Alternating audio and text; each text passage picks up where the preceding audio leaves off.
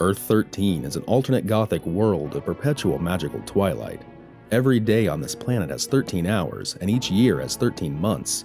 Here, Etrigan is called the Superdemon, John Constantine is called Hellblazer, Dr. Fate does not wear a helmet, and Green Lantern and Supergirl are both powerful sorcerers. Welcome to DC NES. And today, let's immerse ourselves to the shadowy yet enchanted world of Earth 13.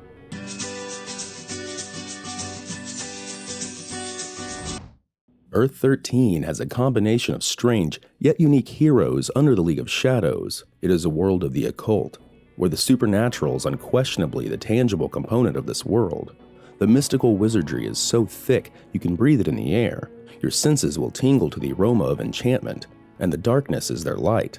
Earth 13 is opposite Earth 1 in the organization of the DC Multiverse, and it is part of the gloaming area of the Multiverse together with Earths 3, 10, 15, 19, 37, 40, and 43. We first saw the magical world of Earth 13 in September 2014 in the series Infinite Crisis: Fight for the Multiverse, where Green Lantern and Supergirl are the main representatives of this Earth. Here, the Shadow League, a faction of twisted sorcerers, coveted for unlimited rule over the planet. Influenced by their perverted ambition, the Shadow League performed a ritual that turned off the sun.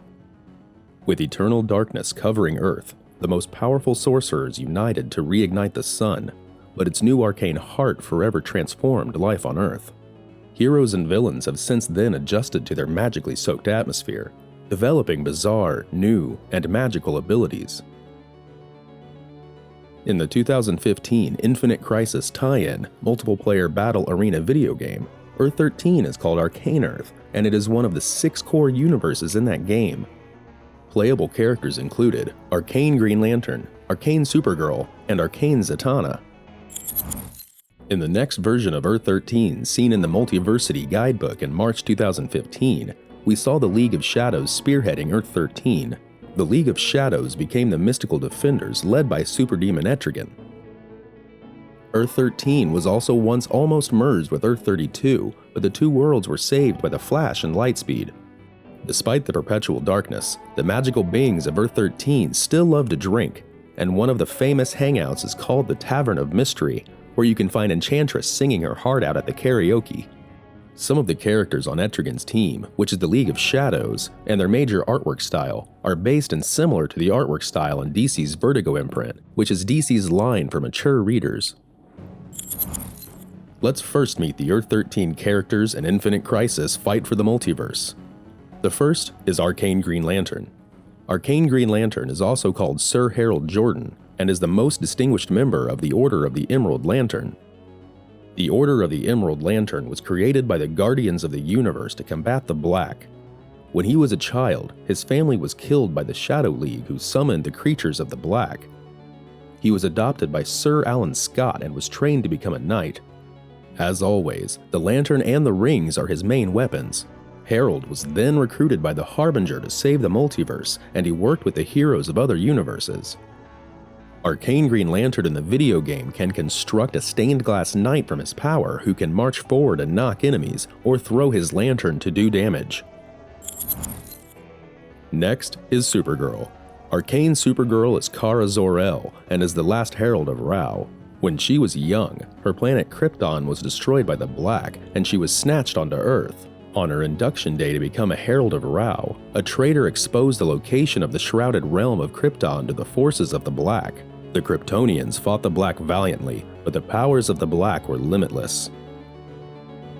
Kara's mother and leader of the Heralds, Allura, commanded her Flamebird to take Kara to Earth. She watched helplessly as her mother was struck by the Black, and she swore revenge from then on.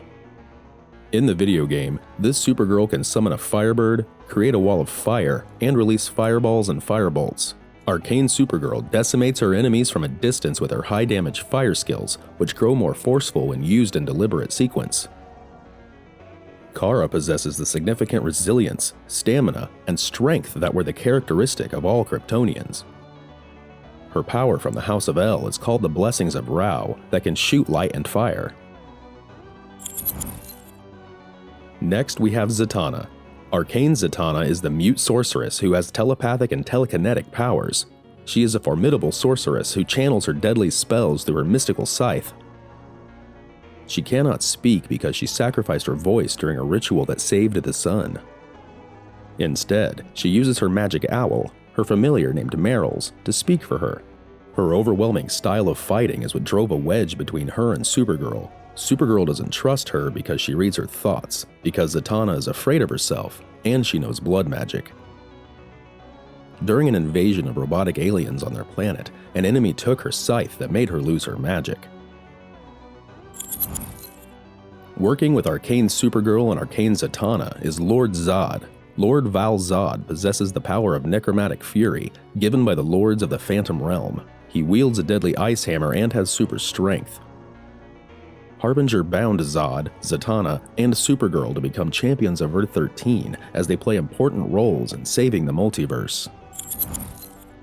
And then, there's Doomsday. Doomsday of Earth 13 is one of the legendary and extremely powerful Titans of Earth 13 that were unleashed onto different Earths.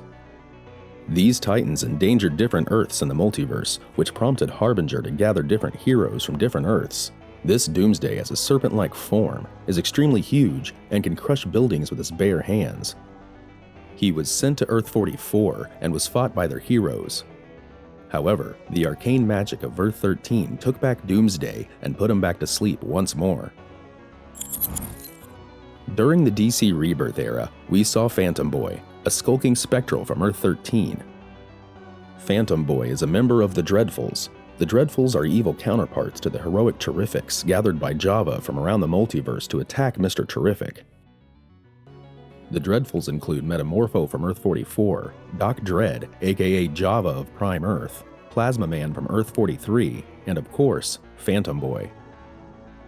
Phantom Boy has the power to phase through objects and good hand-to-hand fighting skills. The Dreadfuls attacked Mr. Terrific in Earth 23, but Mr. Terrific was helped by Mrs. Terrific of Earth 23, and they escaped to Earth 30. Still, the Dreadfuls followed them and shot Mrs. Terrific. Nevertheless, the Terrifics arrived and fought the Dreadfuls. Phantom Boy was then defeated by the dark matter touch of Prime Earth's Phantom Girl. Now, let's meet the League of Shadows. First is Etrigan. In Earth 13, Etrigan the Demon rocketed from the doomed planet called Camelot and is known as Superdemon as he fights evil forces in Merlin's name.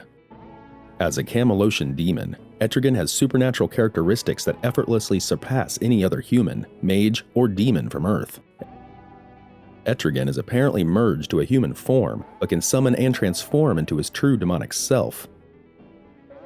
He can transform by reciting a rhyming verse and unleash Etrigan in a burst of hellfire. Etrigan has super speed and can easily shatter magical chains and fight the super vampires from another universe. He has hellfire vision and fire breath that can blast lava. In DC Rebirth, Etrigan was one of the Superman versions of the multiverse that were pursued by the Prophecy, who wanted to catch them to steal their powers. But Etrigan was notified by the Justice Incarnate, and after a battle, he went out to the spaceship with them where they brainstormed on how to free the other Supermen. He later joined with the other Supermen from different Earths to save the multiverse. Hellblazer is the equivalent of John Constantine in Earth 13. Before the identification of the magical dimension of Earth 13 in the DC universe, this version of John Constantine as Hellblazer first appeared in 1992 and portrayed by Grant Morrison as a silent guardian who maintains a vigil to scan the known and unknown worlds of mankind. In the Justice Incarnate series, he helped Superman of Earth 23, Calvin Harris, and the rest of the multiversal heroes to find the League of Shadows. Next we have Annataz. Annataz is the name Zatanna spelled backwards. Like Zatanna, she casts her spells backwards too. When their world was invaded by a strange group of vampires from an alternate world, the Shadow League was captured, but the League fought the super vampires. As a finishing move, she cursed the vampiric Blood League of Earth 43 to crave coffee instead of craving for blood. Fate is a hot-headed member of the League of Shadows. He has many similar magical capabilities to the usual Dr. Fate, except for the fact that he doesn't wear the helmet of Nabu. Aside from creating magical constructs and force fields, this version of Fate has a magical blade called the Fate Dagger that he used to kill the vampire Savannah, and he can fight in hand-to-hand combat. This Fate is quite feisty and always angry, but he is still afraid of Superdemon Etrigan. When Earth-43 vampires tried to conquer Earth-13, he killed the vampire Savannah from Earth-43 that gave them an advantage against the vampires. Fate, or Jared Stevens, was also summoned by the Psycho Pirate in Earth Omega to be part of the team of supervillains from different Earths, and they are called Injustice Incarnate. This look of Jared Stevens as Fate was first introduced in October 1994. At that time, the Earth-13 dimension of the multiverse was not yet identified. However, it is said in Fate issue number 0 that the events in that comic series have transpired in the darker realms of the DC universe. In this series, Jared was hired to recover the cloak, amulet, and helmet of Dr. Fate from Egypt, and was summoned afterwards by the previous holders of Dr. Fate, Kent and Enza Nelson. The artifacts rejected the Nelsons, and they were then killed by the demonic agents of the kingdom who planned to steal the amulet. When Jared tried to use the amulet against the demons, the amulet exploded and bestowed him with mystical abilities that damaged his right arm and gave him a red Ankh tattoo on his right eye. Jared used the cloak to bandage his arm. This is healed, but only if it is wearing the cloak. He then went on to melt the helmet and turn the mystic metal into a dagger and Ankh-shaped darts. Ragman can envelop his enemies with rags of mummifying cloth. With every life he saves, one of the bandages dissolves, and with it, the burden of the sin it represents also dissolves. Ragman, previously known as Yaakov bin Shimon, was a Hebrew slave from ancient Egypt in a time when slaves' lives are worth less than the loads they carry, and they are forced to build pyramids for the pharaohs. One day he was able to steal clothes from one of the packages and escaped from the worksite. He abandoned his family and his people and assumed the identity of an Egyptian named Amun. He befriended a man named Seti, who collaborated to get him a position in the palace of the pharaoh. When the pharaoh died, Amun was killed as he was chosen to be mummified alongside the pharaoh. However, in his journey to the afterlife, the gods of Egypt, Osiris and Anubis, would not allow him to enter the afterlife because of his deceit. When he went to the Hebrew god for his abandonment of his faith and people, he was cursed to walk the earth for eons with the penance of serving others until his merits outweighed his sins, while bearing the weight of his transgressions in the wrappings he wears. Other members of the League of Shadows are Enchantress, who has no face or only has light coming from her head, Witch Boy, who can release a necroplasmic familiar that looks like a big black cat, Deadman, and Swamp Man, Champion of the Green. Other notable characters in Earth-13 are Lord Misrule and Mother Destruction, who forced the League to slay each other in gladiatorial combat as human sacrifices feed their power during the Feast of Saturnalia.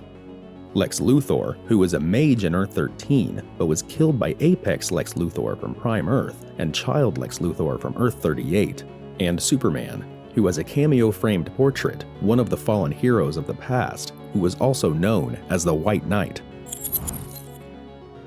In the Arrowverse, CW also presented Earth-13 as a magical dimension, and one of the notable characters there is Wells the Grey.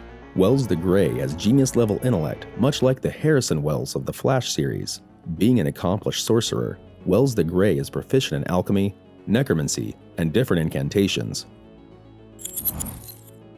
So what do you think of Earth-13? Wouldn't it be cooler if we get an animated film or TV series on this kind of alternate universe? Were you able to play the Infinite Crisis video game before? Do you like another video game of this Arcane universe? Let us know what you think, and don't forget to like, share, subscribe, and give super thanks.